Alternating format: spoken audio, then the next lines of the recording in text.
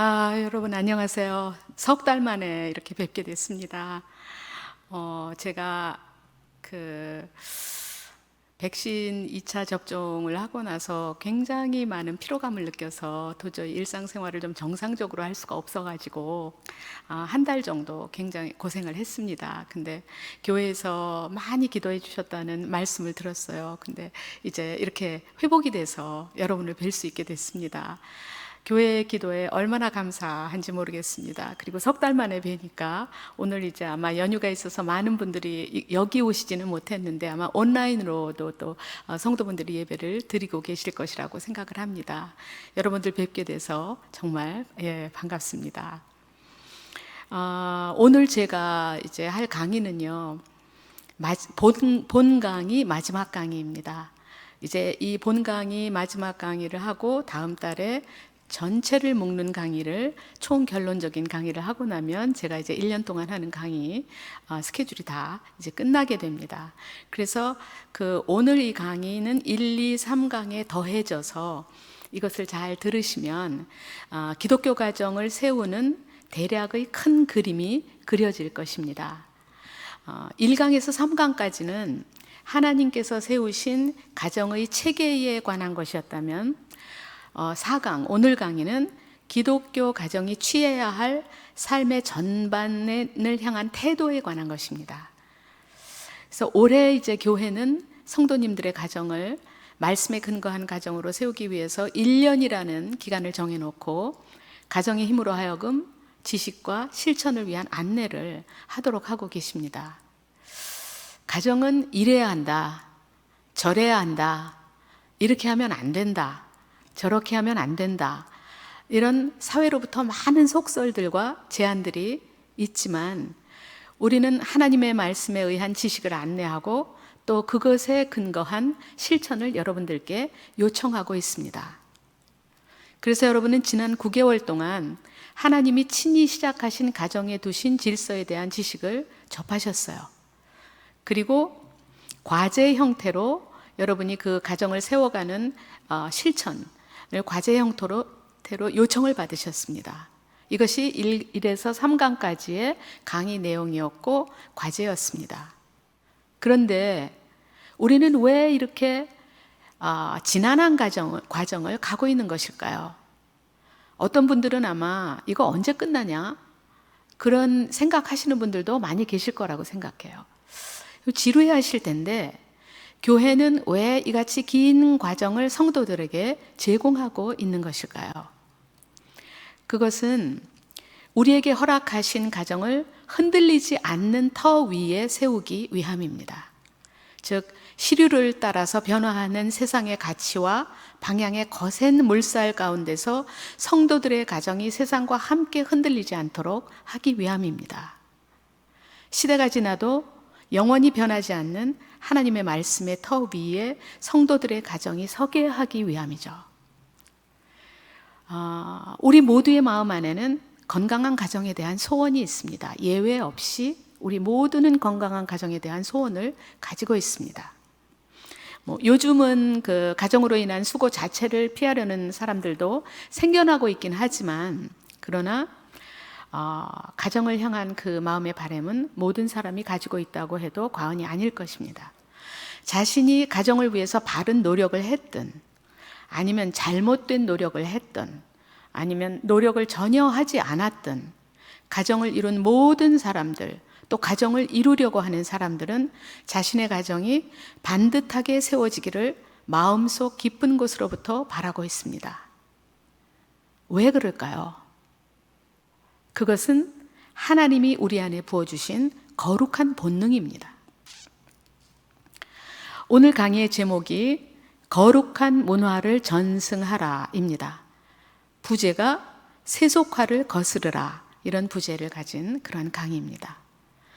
그러면 먼저 거룩한 문화를 전승하라 그랬는데 문화라는 것이 무엇입니까? 문화는 한 사회 안에 나타나는 공통적인 생활 양식입니다. 어떤 사회가 사회 구성원들이 모두 다 같이 공유하고 살아가는 생활 양식, 사고 방식을 문화라고 하는데 구성원들은 후천적으로 학습을 통해서 그 문화를 익히고 그 사회의 일원으로서 그 문화 속에서 같이 살아가게 됩니다. 그래서 거룩한 문화를 전승한다라는 것은 두 가지를 내포하고 있는데, 하나는 거룩한 문화, 즉 말씀이 통치하는 생활 양식과 사고방식이 가정의 뿌리를 내리게 하는 것, 가정의 문화가 거룩한 문화가 되게 하는 것. 두 번째, 전승하라. 자녀들이 그것을 생활 속에서 자연스럽게 습득하고 익혀서 자신들의 세대에서도 이 문화에 근거한 생활 양식으로 살아가도록 물려줘라 하는 이 두 가지를 내포하고 있습니다. 그런데 이 두 가지는 말씀의 통치를 받는 생활 양식과 사고방식을 가정 내에 정착시키고 뿌리내리게 하는 일, 그러한 생활 양식을 자녀가 가정 생활 속에서 익히게 하는 일, 이 두 가지는 다 이 시대의 문화, 즉 세속을 거슬러 갈 때에 가능합니다. 마치 연어가 자신이 부화되었던 강으로 돌아가기 위해서 세찬 물살을 거슬러 올라가듯이, 우리가 생각하면 저걸 어떻게 거스르지? 그런데 연어들은 거슬러 올라가요. 점프하면서. 그 안에 정말 놀라운 그 거스르는 힘이 있는 것이죠. 그래서 그리스도인도 세상의 탁류를 거슬러 생명의 말씀을 향해 거슬러서 올라갈 때만, 그럼 그리스도인 안에도 이것을 거스를 힘이 당연히 있는 것입니다. 이 일이 가능해지는 것입니다. 여러분들은 아마도 세상을 거스른다는 것에서 별로 생각을 안 하신 상태로 지난 강의를 들으셨을 수도 있습니다. 그런데 강의 내용과 과제를 돌아보면 모두 어김없이 세속화를 거스르는 내용입니다. 하나님의 말씀이 세상이 추구하는 방향과 다르기 때문이죠. 그래서 강의 내용들은 이 시대의 세상의 가정이 가고자 하는 방향이나 그동안 익숙했던 사회적인 관습이나 개인적인 습관을 고려한 것이 아니라 오히려 그것들을 거절하고 하나님의 말씀에 의한 새로운 양식을 촉구하는 것이었습니다. 한번 1강을 생각해 볼까요? 1강의 제목은 가장 그 거룩한 부르심에 응답하라 했는데, 여러분이 아마 내용을 기억하고 계실지 모르지만 그 내용이 하나님이 세우신 가정의 지도자인 남편이 가족들을 말씀으로 잘 이끌어서 영적 지도자의 역할과 가정 경제의 책임자의 역할을 다 해야 한다, 그런 내용이었습니다. 그런데 이 내용을 오늘날 시류에 따라서 생각을 해보면 왜 남편이 가장이어야 해? 너무 남성 우월주의로 생각하는 거 아니야? 남편이 아내의 머리? 헐, 지금이 이조 시대야? 이런 남성 우월주의적인 사고는 불평등한 구조를 고착화시키는 거야. 말도 안 돼. 라고 말할 수 있을 것입니다. 한편 남성들은 내가 왜 그 일까지 해야 돼? 밥 벌어먹고 사는 것도 힘든데. 그런 건 여자들이 하는 거 아니야? 라고 거부할 수도 있을 것입니다. 그렇지만 우리는 이러한 시류를 거슬러 영원히 변치 않으시는 하나님의 말씀을 따라서 하나님이 세우신 가정의 지도자를 받아들였습니다. 가족들도 여성도 남성도 받아들이고 하나님이 세우신 질서를 가정 가운데 정착시키기 위해서 강의를 듣고 과제를 수행했습니다. 2강은 어떻습니까? 남편은 가장, 아내는 남편을 돕는 배필이고 자녀들은 부모님을 공경하고 그 가르침을 따르도록 하나님이 세우신 가정의 질서를 따라 모두 제자리로 돌아가자, 그런 내용이었습니다. 세상은 이에 대해서 어떻게 도전할까요? 남편이 가정의 지도자, 아내는 그를 돕는 자라고, 왜 꼭 남편이 지도자가 되고 아내는 돕는 자가 돼야 돼? 더 잘하는 사람이 하면 되지. 아내가 더 지도자적인 자질이 있으면 아내가 지도자가 되고 남편이 도우면 되지. 부모 공경이요? 나도 부모 공경 못했는데 내 아이한테 무슨 부모 공경을 말해요. 그리고 어른 노릇하면 애들이 꼰대라고 싫어해요. 요즘 애들이 누가 부모 말 듣나? 다 안 들어요. 괜히 애들한테 부모 생각 강요하면요, 관계만 나빠져요. 그게 더 큰 문제라고요. 이렇게 세상에서 있을 법한 말을 들으니까 여러분 어떠세요? 자, 이러이러한 내용이 하나님이 우리에게 주신 명령과 질서니까 우리는 이 말씀을 따라야 합니다. 라는 확실한 안내가 없었다면 충분히 세상의 소리가 합리적이라고 생각하며 따라가지 않으셨을까요? 내 부모를 공경하라는 삼강도 마찬가지입니다. 우리 아버지가 엄마랑 나한테 얼마나 상처를 줬는데 생각도 하기 싫은 그 일은 이제 다 잊어버리고 연 끊고 살면 되지. 이제 와서 무슨 회복이 필요하다는 거야? 성가시게. 또 다시 화나고 억울하게. 이처럼 강의 내용은 세상의 시각과는 전혀 다릅니다. 세상을 거스르는 내용인 것입니다. 그러나 우리에게 분명한 지식이 없으면 앞에서 말씀드린 대로 시류를 따라서 세상과 함께 떠밀려 가면서도 생명의 말씀에서 멀리 떨어져 나왔다는 것을 인식하지 못할 것입니다. 이것이 세속화입니다. 그러면 세속화란 구체적으로 어떤 현상을 말하는 것일까요? 오늘날 우리가 말하는 세속화라는 것은 한마디로 그리스도인이 세상을 닮아가는 것입니다. 그리고 마침내 세상에 동화되어 버리는 것을 말합니다. 세속화가 이와 같은 개념으로 자리를 잡기까지는 굉장히 오랜 역사의 과정이 있었습니다. 오늘 제가 그것을 간략하게 여러분들께 소개해 드릴까 합니다. 인류 역사에서 세속화라는 단어가 처음으로 쓰인 것이 16세기라고 하는데요.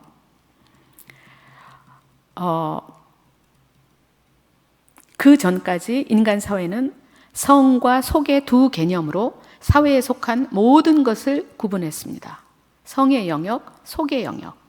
그래서 성의 영역은 속의 영역이 감히 비교할 수도 없는 높고 숭고한 영역이었고, 전체 사회에 속한 속의 영역은 성의 영역의 권위 아래에 있었습니다. 16세기에 종교개혁이 일어나면서 사람들이 가톨릭 교회를 떠나기 시작했고, 많은 사람들이 수원을 떠나게 되니까 교회는 소유하고 있었던 토지나 건물 등의 재산을 세상에 팔게 되었는데, 그런 현상을 세속화라고 불렀다고 합니다. 성의 영역에 속해 있던 거룩한 그 재산들, 거룩한 것들이 세상에 속하게 되는 이것을 세속화라고 한 것입니다. 이것이 세속화라는 단어가 처음 쓰이게 된 역사적인 배경입니다. 그 후에 17세기, 18세기에 걸친 계몽주의 시대를 지나면서 인간의 이성이 대두되기 시작하고 세상은 신의 영역과 인간의 이성의 영역으로 나뉘는데, 이러한 새로운 시각은 근대와 현대를 지나면서 점차 정치, 경제, 사회, 문화, 예술 등의 공적인 영역, 그리고 종교를 사적인 영역으로 재편하는 시각을 부여하였습니다. 그래서 사회 안에는 그 전반을 구성하고 있는 커다란 공적인 영역과 작은 사적인 영역으로 나누는 시각이 정착되었는데, 종교는 개인의 영역에 편입됐기 때문에 교회의 권위는 약화되고 교회의 사회를 향한 영향력은 줄어들게 되었습니다. 이러한 현상을 또다시 세속화라고 불렀습니다. 사회 전체에 영향을 미치던 교회의 영향력이 현저히 줄어들게 된 이것을 세속화라고 불렀습니다. 이렇게 과학과 합리성을 중시하던 이성 중심의 사회는 근대와 현대를 거쳐서 포스트 모던에 이르러서 또 다른 새로운 시각을 갖게 됐습니다. 20세기의 포스트 모던 사회가 도래하면서 신의 영역, 즉 초월적인 영역은 아예 인정하지 않는 현상이 생겨나게 되었습니다. 이제 종교는 한 개인의 내적인 경험으로 여기는 매우 축소하고 미미한 그러한 인정 안으로 들어가게 되었습니다. 그래서 포스트 모던 시대의 종교는 마침내 사회를 향한 영향력을 잃어버리게 됐고, 이렇게 사회가 교회의 영향력에서 벗어난 현상을 사회의 탈기독교 현상이라고 부르게 되었습니다. 이와 같이 교회의 사회를 향한 영향력은 중세의 절대적인 데서 계몽주의를 통해서 줄어들기 시작하다가 근대와 현대를 지나서 포스트 모던을 맞이하면서 마침내 사회의 전 영역이 기독교의 영향력에서 벗어나는 탈기독교 현상에 이르게 된 것이 오늘날의 사회입니다. 이러한 시대 정신 속에서 교회와 그리스도인이 오히려 세상의 가치와 방법에 잠식되어 가게 되었는데, 교회가 세상에 영향을 미치는 것이 아니라 세상이 그리스도인과 교회에 영향을 미치게 되는 그러한 세상의 가치와 방법에 그리스도인이 잠식되어 가고, 이러한 그렇게 교회가 영향을 오히려 거꾸로 받는 이러한 현상을 또 다시 세속화라고 부르고 있습니다. 교회의 가르침이 사회에 영향을 미치는 것이 아니고 거꾸로 교회와 그리스도인이 세상에 의해서 잠식되는 것, 이것이 오늘날 우리가 말하는 세속화입니다. 저는 몇 년 전에 어느 설교에서 한 영국 청년 사역자의 이야기를 들은 적이 있습니다. 영국 청년으로 한국 교회에서 사역을 하던 그 청년 사역자에게 담임 목사님이 한국 교회에 대한 소감을 좀 말해보라고 어느 날 이야기를 하셨더니, 그 사역자가 이렇게 말했다고 합니다. 한국 교회는 영국 교회와는 다르게 사람들이 넘쳐나는 교회다. 영국 교회에는 아주 소수의 성도뿐이 없다. 그런데 사람들로 넘쳐나는 한국 교회 성도들의 교회에서의 예배 행위 외의 모든 생활은 교회 밖의 사람들과 전혀 구별되지 않는 것이 정말 놀랍다. 영국 교회는 비록 몇 명 안 되는 성도밖에 없지만 그들의 삶은 비기독교인과는 완전히 구별된다. 특별히 한국 교회 청년들이 교회에서 뜨겁게 찬양하고 예배드리다가도 교회 밖에서 자연스럽게 술자리를 갖고 이성과 꺼리낌 없이 성관계를 맺는 것을 도저히 이해할 수 없었다 라고 말했다고 합니다. 이 영국 청년 사역자의 한국 교회에 대한 소감은 한국 교회에 속한 성도들의 세속화를 단적으로 말해줍니다.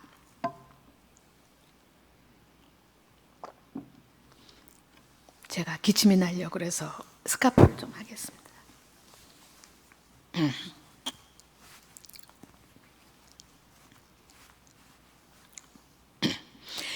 사회의 모든 영역이 교회의 영향력에서 벗어난 탈기독교 시대인 오늘날 대다수의 성도, 곧 자신을 그리스도인이라고 여기는 교인들이 생각하는 신앙생활은 교회에 와서 예배드리고 헌금 드리고 여러 가지 프로그램에 참여하면서 일상생활에 부과되는 문화생활로서의 기독교라는 실상을 여실히 드러내 준 것입니다.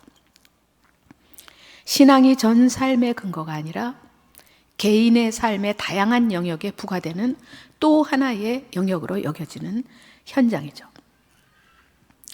이렇게 말씀을 떠난 세속의 방식이 우리의 삶을 점거하는 것이 그리스도인의 세속화인데, 하나님의 말씀을 거역하는 안과 밖의 상황과 양보 없는 선한 싸움을 싸워온 바울 사도의 자신의 삶에 대한 고백이 오늘 본문입니다. 디모데후서 4장 7절에서 8절은 아까 저희들이 읽었지만 이렇게 말하고 있죠. 나는 선한 싸움을 싸우고 나의 달려갈 길을 마치고 믿음을 지켰으니 이제 후로는 나를 위하여 의의 면류관이 예비되었으므로 주 곧 의로우신 재판장이 그날에 내게 주실 것이며 내게만 아니라 주의 나타나심을 사모하는 모든 자에게도니라. 사도는 본인이 하나님의 말씀을 역행하는 것들과 선한 싸움을 일평생 싸우는 삶을 살았다고 말씀하고 있습니다. 그러면 오늘날은 누가 이러한 삶을 살아야 하는 것인가요? 우리들도 이러한 삶을 살아가라고 하는 것일까요? 평범한 그리스도인인 우리들은 예수 그리스도를 영접함으로 구원을 확보하고 교회 생활을 잘 하면 되는 거 아닌가요? 이것에 대해서 요한복음 17장의 예수님의 기도는 우리들이 어떠한 존재인지 분명하게 말씀해 주심으로써 우리가 어떤 삶을 살아야 하는 존재인지를 알게 해주십니다. 자, 첫 번째로 요한복음 17장 6절에는 세상 중에서 내게 주신 사람들, 또 그들은 아버지의 것이었는데 내게 주셨으며, 이런 표현이 나옵니다. 이는 우리 그리스도인들이 세상에서 불러냄을 받아서 예수님의 것이 된 사람들이라는 말씀입니다. 우리는 우리 자신의 것도 아니고 세상의 것도 아니고 시대의 것도 아니고 예수님의 것, 즉 예수님의 소유라는 말입니다. 두 번째로 요한복음 17장 11절은 나는 세상에 더 있지 아니하오나 그들은 세상에 있사옵고, 또 17장 16절은 내가 세상에 속하지 아니함 같이 그들도 세상에 속하지 아니하였사옵나이다. 자, 이 말씀은 예수님은 하늘로 올라가실 거예요. 올라가시지만 세상에서 불러내셔서 당신 안에 있는 생명을 주시고 자기 것으로 삼으신 우리 그리스도인들은 이 세상에 남아서 살 것이라는 것을 말해줍니다. 또 그러한 그리스도인들은 세상에 속하지 않은 존재라는 것을 말씀하고 있습니다. 세 번째로 요한복음 17장 18절은 아버지께서 나를 세상에 보내신 것 같이 나도 그들을 세상에 보냈고, 즉 하나님께서 예수님을 세상에 보내신 것 같이 예수님도 예수님의 것인 그리스도인들을 세상에 보내셨다는 것입니다. 왜 보내셨을까요? 요한복음 17장 23절에 보면 나를 사랑하심 같이 그들도 사랑하신 것을 세상으로 알게 하려 함이로소이다. 즉 하나님께서 아들이신 예수님을 사랑하신 것 같이 예수님께 주신 하나님의 사람들도 사랑하신다는 것을 세상이 알도록, 다시 말해서 우리를 통해서 하나님의 사랑이 세상 가운데 알려지도록 우리를 세상에 보내셨다고 말씀하고 있습니다. 네 번째로 요한복음 17장 15절은 내가 비옵는 것은 그들을 세상에서 데려가시기를 위함이 아니요 다만 악에 빠지지 않게 보존하시기를 위함이니이다. 그 전에 어떤 말씀이 나오냐면 예수님께서 세상이 나를 미워한 것 같이 저들도 미워할 것입니다. 왜냐하면 그들이 세상에 속하지 않았기 때문에. 그러면 이들을 데려가 주세요. 그게 아니고 세상에 있으면서 악에 빠지지 않게 보존해 주십시오. 이렇게 기도하시는 것입니다. 17장 17절은 그들을 진리로 거룩하게 하옵소서. 아버지의 말씀은 진리니이다. 라고 말씀하심으로써 진리의 말씀으로 예수님의 사람들을 거룩하게 하셔서 세상의 악에 빠지지 않게 보존해 달라는 기도를 하십니다. 자, 정리를 해보면요. 그리스도인들은 세상에 있는 사람들 중에서 하나님이 예수님께 주신 사람들입니다. 예수님의 것이죠. 이 사람들은 세상 가운데서 불러냄을 받아서 예수님의 것이 된 사람들로 그들은 세상에 속한 것이 아니라 예수님께 속한 사람들입니다. 그런데 이들은 예수님의 것으로서 예수님께 속했지만 그러나 여전히 세상 속에서 살아가는 사람들입니다.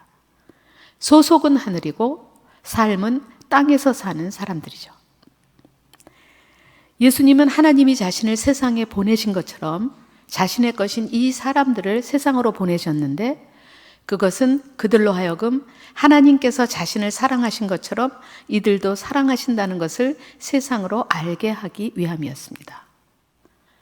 예수님의 기도에 비추어 보면 그리스도인이 세상에서 악에 빠지지 않고 보존되어서 살아갈 때 세상은 예수님의 사람들을 통해서 하나님의 사랑을 보게 되는 것입니다. 그래서 이들이 세상에 사는 동안에 세상의 것이 되지 않도록 진리의 말씀으로 이들을 보존해 달라는 기도를 하셨던 것입니다. 앞에서 제가 세속화의 3단계를 말씀드렸습니다.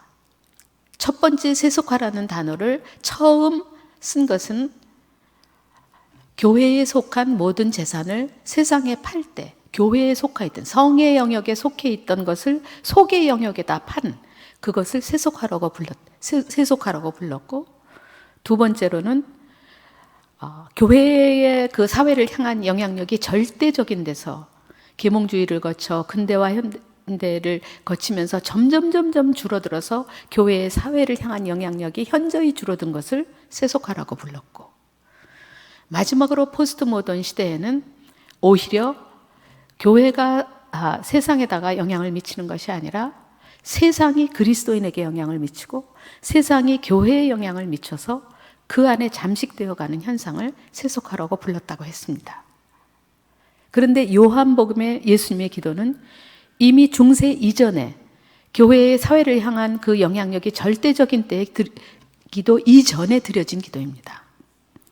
이 기도가 드려진 이 시기를 보면 그리스도인은 세상에 속하지 않은 사람들이기 때문에 세상에 속하지 않은 삶을 살아야 하는 존재라는 사실이 모든 시대를 초월한 변치 않는 진리라는 것을 알게 됩니다.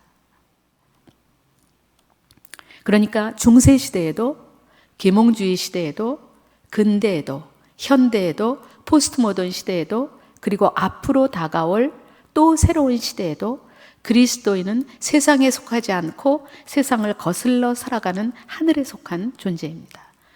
이것이 어떤 시대, 어떤 사상 속에서도 변하지 않는 그리스도인의 정체성이고 실존인 것입니다. 그리스도인의 삶이란 이 땅에서 세속을 거슬러 하늘에 속한 자의 삶을 살면서 세상을 이기고 하나님의 빛을 비추다가 땅의 시간이 다 하면 어떻게 되죠? 육체를 벗고 영광 가운데 주님 나라에 들어가서 영원한 생명을 누릴 약속이 주어진 삶입니다. 우리의 자녀의 삶도 그러하고 우리의 손자, 손녀의 삶도 마찬가지입니다. 요한 1서 2장 17절은 이 세상도 그 정욕도 지나가되 오직 하나님의 뜻을 행하는 자는 영원히 거하리라 라고 말씀합니다. 세상이 땅 위에서 성공해서 멋지게 사는 길로 들어와 라고 우리를 유혹하고 손짓해도 세상이 양식이 아닌 것을 양식이라고 말하고 배부르게 못할 것을 배부르게 하는 것이라고 우리를 속여도 우리는 하늘의 법을 지키고 우리를 실족시키는 땅의 길을 따라가지 않는 사람들입니다.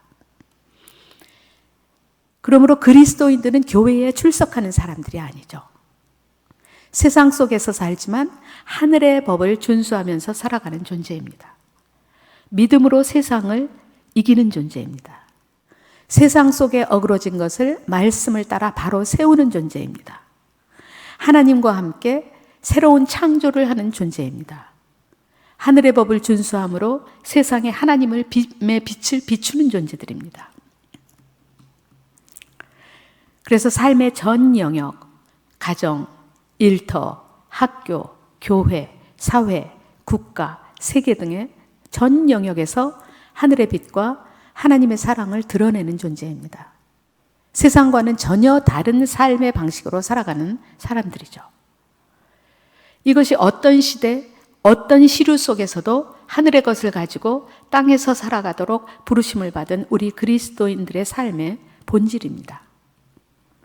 그럼 여기서 우리가 왜 세상을 거슬러 세속화와 싸우며 살아가는 문화를 가정 내에 구축해야 하는지 조금 더 살펴보겠습니다. 세상으로 보내진 그리스도인들이 세상에 휩쓸려 떠내려가지 않고 세상을 거슬러 진리를 향해 나갈 때 그들 안에는 세상에서는 결코 얻을 수 없는 안식과 평안, 당당함과 지혜가 주어집니다. 믿음으로 세상을 이기는 사람들의 삶의 특징이죠.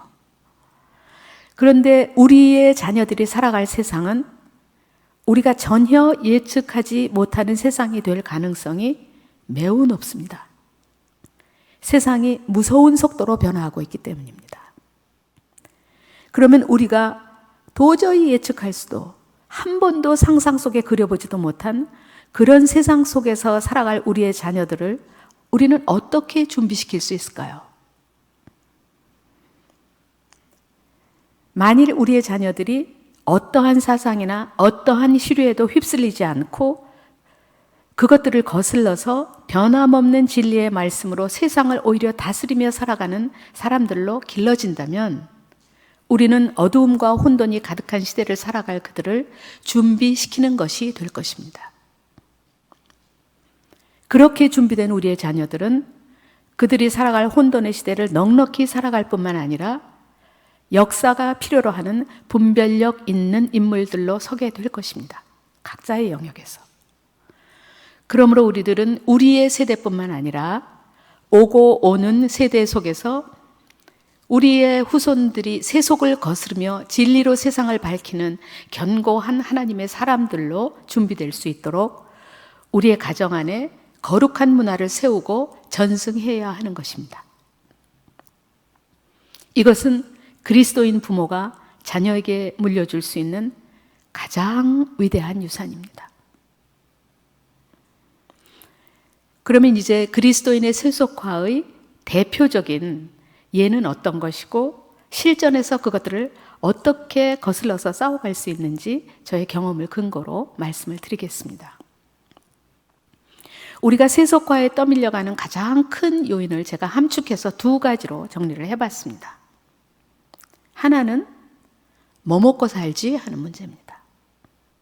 삶에 필요한 물질의 조달이고, 두 번째는 평탄한 길 가고 싶어 라는 갈망입니다. 이 두 안에 우리 인생의 다양한 모든 그 측면들이 다 들어갈 수 있을 것 같습니다. 부족함이 없이 살면서 힘들고 어렵고 뒤얽힌 문제들은 만나지 않고 싶다는 인생을 향한 우리의 바람이죠. 교회에 속한 우리들도 이러한 바람을 이루려고 세상이 제안하는 이런저런 방책들을 따라가기 바쁩니다. 그런데 이 두 가지에 대해서 세상과 성경은 전혀 다른 시각과 해결 방안을 제시하고 있습니다. 먼저 먹고 사는 문제에 대해서 세상은 먹고 사는 문제는 내가 모든 경쟁을 뚫고 스스로 잘 해결해야 돼 라고 하고 있습니다. 그런데 성경은 먹고 사는 문제에 대해서 마태복음 6장 31절에서 33절까지 말씀으로 우리에게 다른 말씀을 하고 있습니다. 그러므로 염려하여 이르기를 무엇을 먹을까, 무엇을 마실까, 무엇을 입을까 하지 말라. 이는 다 이방인들이 구하는 것이라. 너희 하늘 아버지께서 이 모든 것이 너희에게 있어야 할 줄을 아시느니라. 그런즉 너희는 먼저 그의 나라와 그의 의를 구하라. 그리하면 이 모든 것을 너희에게 더하시리라. 즉 먹고 사는 문제 어떻게 하지? 어떻게 하지? 그거는 이방인들이 하는 거야. 하늘 아버지가 너희가 그걸 필요로 한다는 거 다 물론 알고 계시지. 먼저 하나님의 나라와 의를 구하면 이 모든 것은 하나님께서 너희에게 더해 주셔. 이것이 성경이 먹고 사는 문제에 대해서 말씀하고 있는, 사람들이 들으면 황당하다고 생각하는 약속입니다. 먹고 사는 것을 하나님이 공급해 주신다는 건데, 그런데 거기에 조건이 있습니다. 먼저 하나님의 나라와 의를 구할 때 공급해 주신다고 말하고 있습니다. 이 내용에 대해서는 뒤에 조금 더 상세하게 설명을 하도록 하겠습니다. 자, 두 번째로 평탄한 인생을 살고 싶은 열망에 대해서, 세상은 평탄한 인생을 위해서는 세상의 다양한 여러 상황들을 잘 살펴서 스스로 대책을 세우고 방비해야 돼 라고 말합니다. 그런데 성경은 전도서 7장 14절을 통해서 형통한 날에는 기뻐하고 곤고한 날에는 뒤돌아보아라. 이 두 가지를 하나님이 병행하게 하사 사람이 그의 장래를 능히 헤아려 알지 못하게 하셨느니라. 이렇게 말씀하심으로써 누구의 인생에나 형통한 날과 곤고한 날이 함께 있음을 말씀하고 있습니다. 즉 인간이 아무리 자신이 평탄한 인생을 위해서 방비해도 하나님이 인생을 향해서 계획하신 곤고한 날을 피할 수 없는 것입니다. 돈도 권력도 곤고한 날을 막아주지 못합니다. 그래서 미래를 예측할 수 없는 우리 인간은 형통한 날과 곤고한 날을 겪으면서 기뻐하기도 하고 뒤를 돌아보기도 하면서 그것을 통해 다듬어지고 자라나고 전능자 의뢰하는 법을 배워가는 것입니다. 평탄한 삶을 원하는 인생에 곤고한 날이 닥칠 때 세상에 속한 사람들은 진짜 재수없다. 누구누구 때문에 이런 일이 생겼어. 뭐뭐 때문에 이런 일이 생겼어. 이렇게 원망하는 것을 당연하게 여깁니다. 그리고 곤고한 날이 빨리 지나가도록 모든 방법을 동원합니다. 그래도 곤고한 날이 빨리 지나가지 않으면 낙심하고 답답해서 좌절하거나 울분을 토하죠. 그러나 그리스도인은 하나님이 주시는 곤고한 날을 통해서 자신을 돌아보고 새롭게 정비하고 하나님을 의뢰함으로 자라나는 존재들입니다. 그리고 예측할 수 없는 미래를 하나님께 의탁하기를 배워가는 사람들입니다. 예레미야서 12장 5절을 보면요. 곤고한 날은 우리가 도저히 감당할 수 없을 것 같은 위기 상황에도 대처할 수 있는 단단한 사람으로 준비되는 중요한 시간이라는 것을 알 수 있습니다. 악인들은 형통한데 하나님의 백성은 언제까지 이렇게 고통을 당해야 합니까? 하고 질문하는 예레미야에게 하나님이 이렇게 대답하십니다. 예레미야 12장 5절인데요. 만일 내가 보행자와 함께 달려도 피곤하면 어찌 능히 말과 경주하겠느냐? 내가 평안한 땅에서는 무사하려니와 요단 강물이 넘칠 때에는 어찌하겠느냐? 하나님이 인생에게 주시는 곤고한 날은 하나님의 백성이 말과 경주를 해야 하는 힘겨운 상황이나 요단이 넘칠 때와 같은 위기의 상황에 능히 대처할 수 있는 자로 키워내시는 과정이라는 말씀입니다. 이처럼 세상은 인생에 닥치는 곤고한 날을 방비할 수 있다고 생각하거나 그 날들이 도래한 것에 대해서 주의를 원망하고 모든 방법을 동원해서 그 날들이 최대한 빠르게 지나가도록 하려 한다면 그리스도인은 곤고한 날에 그 날들을 통해 배울 것이 무엇인지 생각하고 자신을 깨끗하고 그리고 든든하게 세우는 기회로 바라보고 대처하는 사람들입니다. 이것이 세속을 거스르는 그리스도인의 삶의 자세인 것입니다. 먹고 사는 문제에 대해서 조금 더 이야기해 보겠습니다. 먼저 그의 나라와 그의 의를 구하라는 요청은 무엇을 말하는 것일까요? 그리스도인이 자기가 속한 모든 영역에서 하나님의 거룩한 통치가 드러나게 하는 것을 최우선의 목표로 살아가면 먹고 사는 문제는 하나님께서 친히 해결하신다는 것입니다.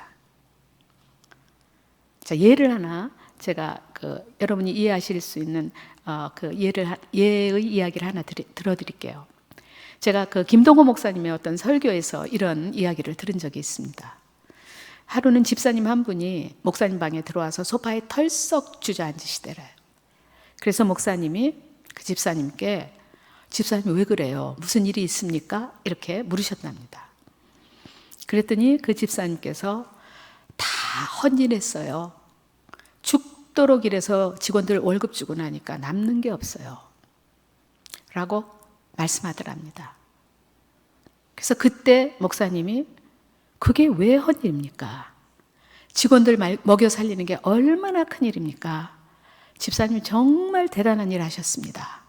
이렇게 얘기했더니 그분의 얼굴이 달라지면서 다시 힘을 얻고 나가시는 모습을 보았다는 얘기였습니다.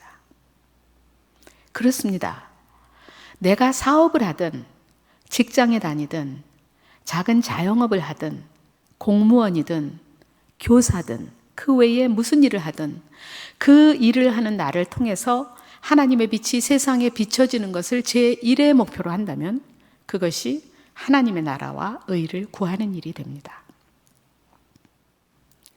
목구멍이 포도청이라 지긋지긋한데 할 수 없이 일을 하고 실적을 위해서 수단과 방법을 가리지 않고 동료들을 시기하고 견제하고 공고한 날에는 원망과 불평을 쏟아내는 세상에 속한 사람들을 따라가는 것이 아니라 사업 현장에 보내진 그리스도의 사람으로서 직원들을 위해서, 가정에 보내진 하나님의 사람으로 거룩한 사명을 위해서, 직장에 보내진 그리스도의 사람으로 회사의 발전을 위해서 정직하고 성실하게, 그리고 그 일을 주신 하나님께 감사하며 예배자로 자신에게 주어진 일을 한다면 이것이 세속화를 거슬러 세상으로 하나님의 사랑을 보게 하는 새로운 피조물의 삶이고 선한 싸움을 싸우는 삶이고 믿음을 지키는 삶입니다.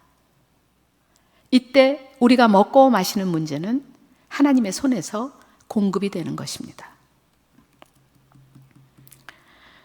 이렇게 세속을 거스르는 부모님의 삶의 자세와 그것에 의한 가르침은 자녀로 하여금 어떤 자세로 자신의 일을 대해야 하는지, 자신의 인생의 목표가 무엇인지를 배우게 하는 환경을 제공하게 됩니다.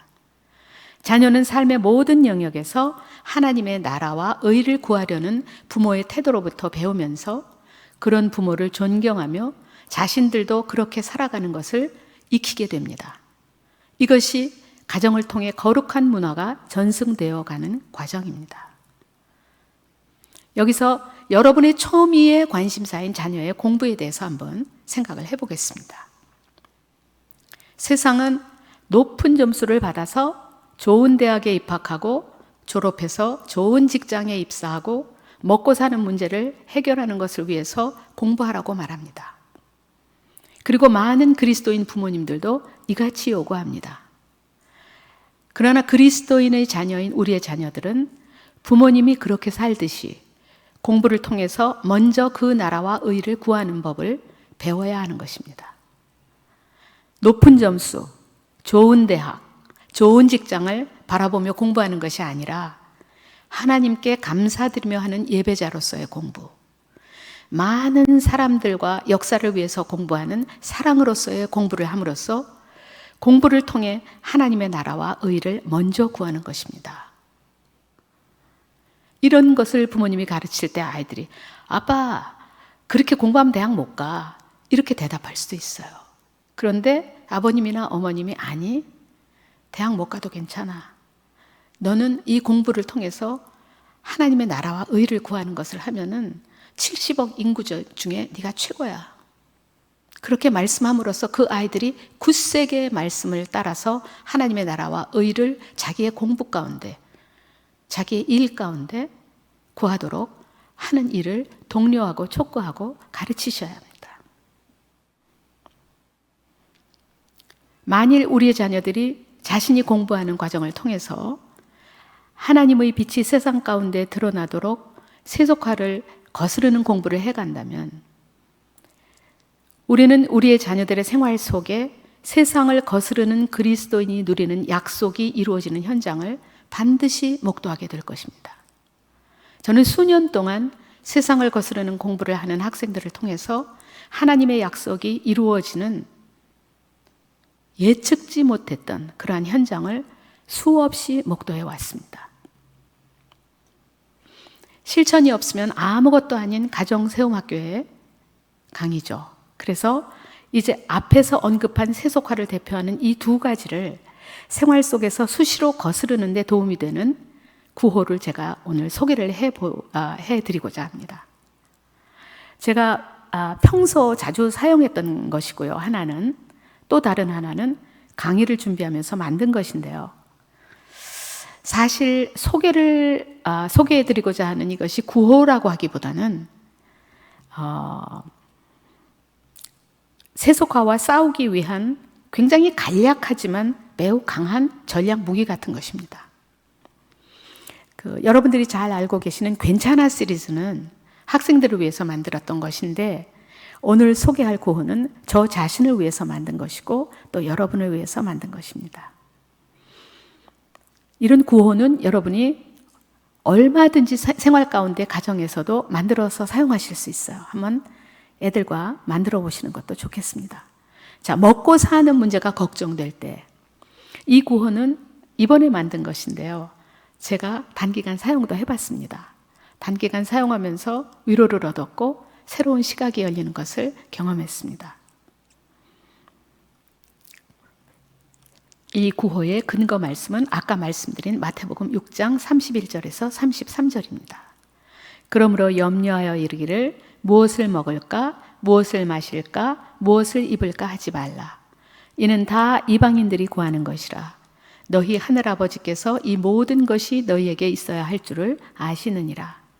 그런즉 너희는 먼저 그의 나라와 그의 의를 구하라. 그리하면 이 모든 것을 너희에게 더하시리라. 자, 이것이 근거 말씀입니다. 자, 제가 4가지 간략한 센텐스를 만들었는데요. 자, 뭐 먹고 살지? 이게 첫 번째입니다. 뭐 먹고 살지? 근데 이 꼭 먹고 사는 것이 아니고 무엇이든지 그냥 일상의 필요를 채워야 하는데 그게 어렵다고 생각할 때 사용하실 수 있어요. 뭐 먹고 살지? 하나님이 먹이셔. 그럼 내가 할 일은 먼저 하나님 나라와 의를 구하는 거야. 이렇게 4가지입니다. 뭐 먹고 살지? 다 같이 해보실까요? 뭐 먹고 살지? 하나님이 먹이셔. 그럼 내가 할 일은 먼저 하나님의 나라와 의를 구하는 거야. 네. 모든 일에서 먼저 하나님의 나라와 의를 구할 때 그 일의 열매를 주시는 것이 하나님 나라의 방식이에요. 하나님 나라의 하나의 메커니즘이에요. 모든 필요가 있을 때 그 필요한 일을 통해서 하나님의 나라와 의를 내가 먼저 구하는 그 태도를 가질 때 이것의 결과를 하나님이 주시는 것이 하나님 나라의 운영 방식입니다. 그래서 지금 이 구호는 삶의 일상적인 모든 문제에 여러분이 적용하실 수 있습니다. 한번 진하게 제가 적용을 해서 얘기해 볼게요. 대학 어떻게 가지? 하나님이 도우셔. 그럼 내가 할 일은 뭐야? 공부할 때 먼저 하나님 나라와 의를 구하는 거야. 자, 굉장히 함축적이지만 여기에 하나님의 말씀과 우리가 어떻게 해야 하는 것이 딱 녹아져 있습니다. 해보시기 바랍니다. 자, 평탄한 인생길을 원하는 나에게 곤고한 날이 닥쳤을 때 앞에서 말한 이 구호가 일상적인 삶의 필요를 느낄 때 우리가 외쳐보는 거라면 지금 이번에 하는 것은 내가 생각지 못한 일이 덜커덕 닥쳤을 때 굉장히 어렵다고 생각하고 이거 어떻게 해결하지? 그런 일이 덜커덕 닥쳤을 때 그때 활용해 보실 수 있는 구호입니다. 저는 이거를 수년 동안 활용했는데요. 굉장히 도움을 많이 받았습니다. 근거 말씀은 시편 50편 15절입니다. 환난 날에 나를 부르라. 내가 너를 건지리니 네가 나를 영화롭게 하리로다. 또 로마서 8장 28절입니다. 우리가 알거니와 하나님을 사랑하는 자 곧 그 뜻대로 부르심을 입은 자들에게는 모든 것이 합력하여 선을 이루느니라. 우리에게 곤고한 날이 닥쳤을 때 덜컥 생각하지 못한 일이 닥쳤을 때 너무나 난제라서 어떻게 해야 될지 모를 때입니다. 자, 다 같이 한번 해보겠습니다. 하나님이 아신다. 자, 크게 해볼까요? 하나님이 아신다. 뭘 아시죠? 이 일이 나에게 다가왔다는 것을, 이 일이 내 삶에 터졌다는 것을 아신다. 그 얘기입니다. 하나님이 아신다. 자, 그 다음에 하나님께 답이 있다. 세 번째, 무엇을 배울까? 이 곤고한 일을 통해서, 이 힘든 일을 통해서 무엇을 배우게 하려고 일을 주셨나? 그런 뜻이죠. 무엇을 배울까? 네 번째, 합력해 선이 된다. 이 곤고한 일이 내 인생 전체에서 합력해서 선을 이루어 가시는 하나님의 손에 있기 때문에 이것은 선이 된다는 거예요. 자, 다시 한번 해볼까요? 하나님이 아신다. 하나님께는 답이 있다. 무엇을 배울까? 합력해 선이 된다. 자, 여러분들 각자에게 지금 고민되는 문제가 있으실 거예요. 그게 돈의 문제든 직장의 문제든 자녀의 문제든 건강의 문제든 다 있으실 거예요. 자, 그걸 한번 떠올려 보세요. 지금 머릿속에 내가 골 아픈 문제 한번 떠올려 보세요. 이것만 없으면 인생이 괜찮을 것 같은 그 문제를 떠올려 보시고 저를 따라서 그 문제를 떠올려 보시면서 그 문제를 향해서 그 구호를 한번 외쳐봅니다. 자, 떠올리셨죠? 하나님이 아신다. 하나님께는 답이 있다. 무엇을 배울까? 합력해 선이 된다. 네. 이 구호들은 세상을 거스르는 그리스도인의 삶을 사는데 매우 실용성이 높습니다. 각자의 형편에 맞게 그때그때 꼭 활용해 보시기를 바랍니다. 여기서 한 가지 제가 꼭 드리고 싶은 말씀이 있는데요. 우리가 세상을 거슬러서 세속화와 싸울 때 하나님이 약속이 주어지는 때까지 시간이 걸려요. 짧게 걸리기도 하고 길게 걸리기도 합니다. 그런데 반드시 그때까지 인내하는 것이 필요합니다. 하다가 안 되면 지쳐서 다시 세속화를 쫓아가고 싶어요. 세상이 하는 방법으로 가고 싶어요. 포기하고 싶어요. 그러나 끝까지 인내하는 것이 필요합니다. 히브리서 10장 36절은 이런 말씀을 합니다. 너희에게 인내가 필요함은 너희가 하나님을 뜻을 행한 후에 약속하신 것을 받기 위함이라. 하나님의 약속하신 것은 반드시 이루어집니다. 성경에 그러셨잖아요. 내 약속은 반드시 이루어져. 1.1획도 끝나지 않는다. 반드시 이루어집니다. 그래서 말씀을 무기로 세상을 거슬러 갈 때 우리는 말씀이 이루어지는 것을 바라보면서 이 말씀은 반드시 이루어져. 지금 안 이루어졌지 반드시 이루어져 하면서 끝까지 인내해야 합니다. 우리가 말씀을 향해 가는 것 자체가 하나님의 빛을 비추는 것이고 하나님의 사랑을 보여주는 것이기 때문에 즐겁게 인내해야 합니다.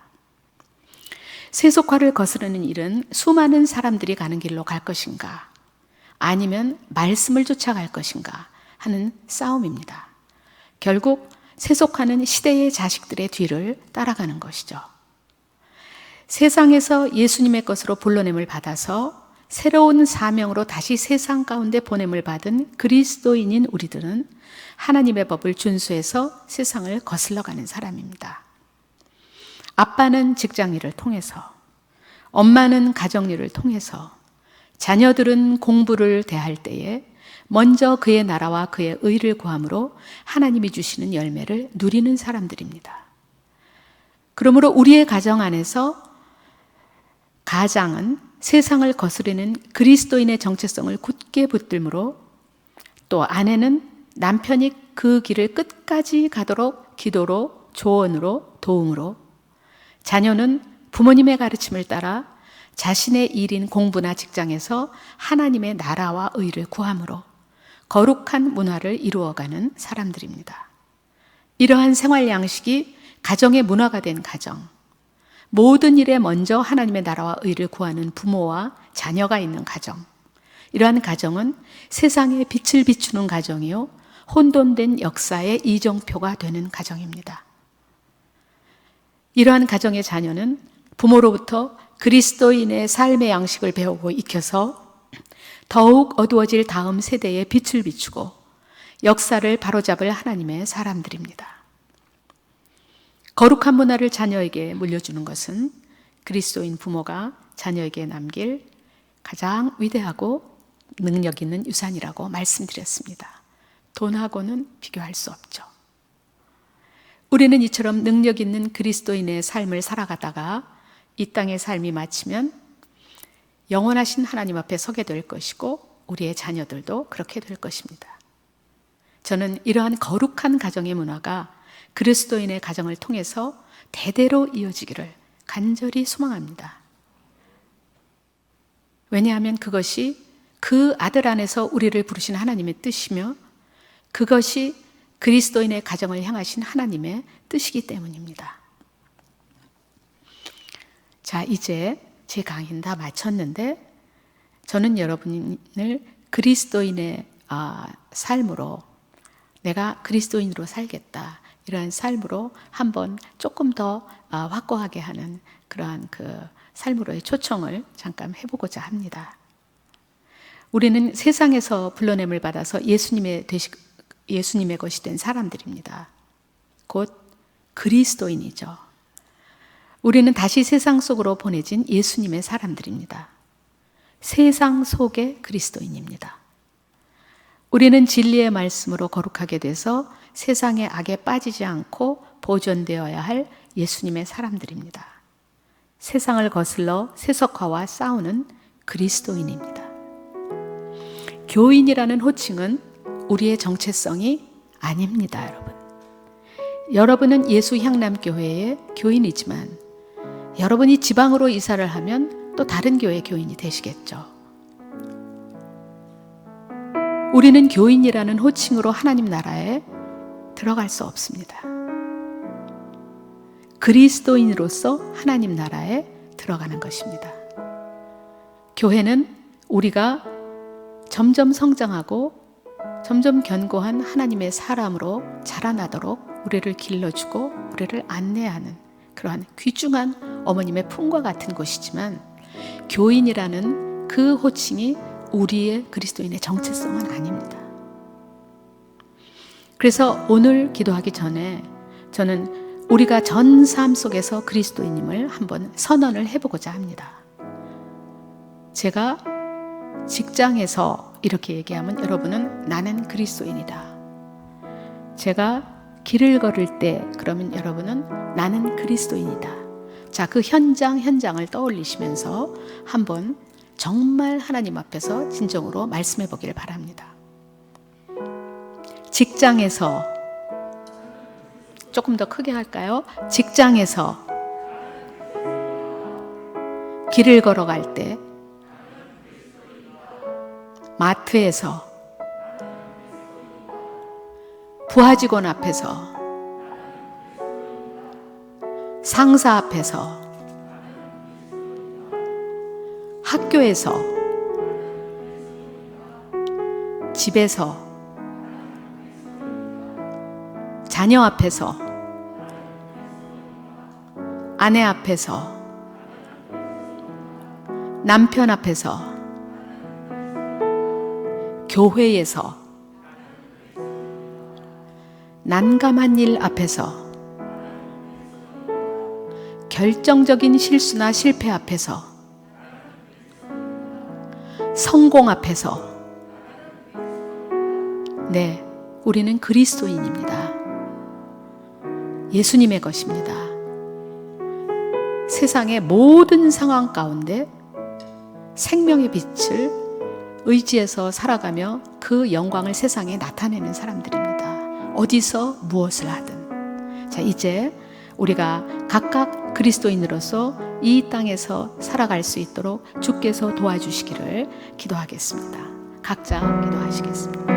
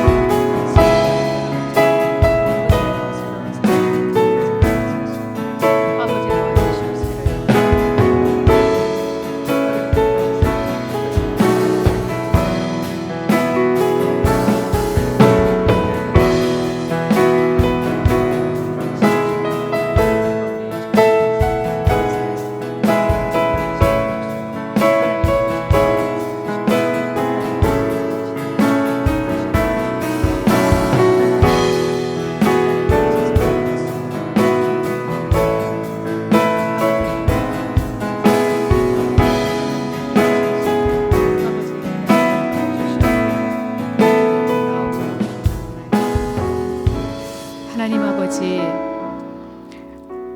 거룩한 문화를 전승하라, 세속화를 거슬러라라는 제목으로 제가 오늘 말씀을 우리 예수 향남교회 귀하신 성도분들, 주님이 부르셔서 그리스도인이 되게 하신 분들 앞에 말씀을 전했습니다. 하나님, 이분들이 그리스도인임을 다시 한번 확고히 붙잡고 하나님, 어디서든지 그리스도인으로 세상을 거슬러 그리고 무엇을 하든지 어떤 일을 만났든지 하나님의 말씀을 붙들고 세상을 거슬러 그리스도인으로서 하나님의 빛을 비추며 하나님의 사랑을 세상에 보여주며 살아가는 예수님의 사람들이 될 수 있도록 축복하시고 성령의 권능으로 덧입혀 주셔서 세상을 이기고 승리하는 하나님의 사람들, 어려운 일 앞에서 두려워하지 않고 떨지 않고 낙심하지 않고 위축되지 않는 하나님의 사람들, 세상이 미친 듯이 성공을 향해 달려갈 때 의연하게 그 일들을 통해서 하나님의 나라와 의를 구하는 하나님의 사람들 되도록 인도하여 주시고, 우리의 후손들이 그러한 부모님으로부터 세상을 거슬러 담대히 살아가는 법을 배워 다음 세대에 하나님의 나라와 그 빛과 영광을 드러내는 다음 세대의 주자들이 될 수 있도록 축복하여 주시옵소서. 각 가정의 거룩한 문화가 정착되게 하시고 그것이 자녀에게 전승되게 하시고 그 가정을 통해 오고 오는 세대에 하나님의 사람들이 길러지는 역사가 있게 하여 주시옵소서. 그러므로 세상이 이분들의 가정을 보고 이분들의 후손을 보고 하나님께 영광을 돌리게 하여 주시옵소서. 예수님 이름으로 기도합니다. 아멘.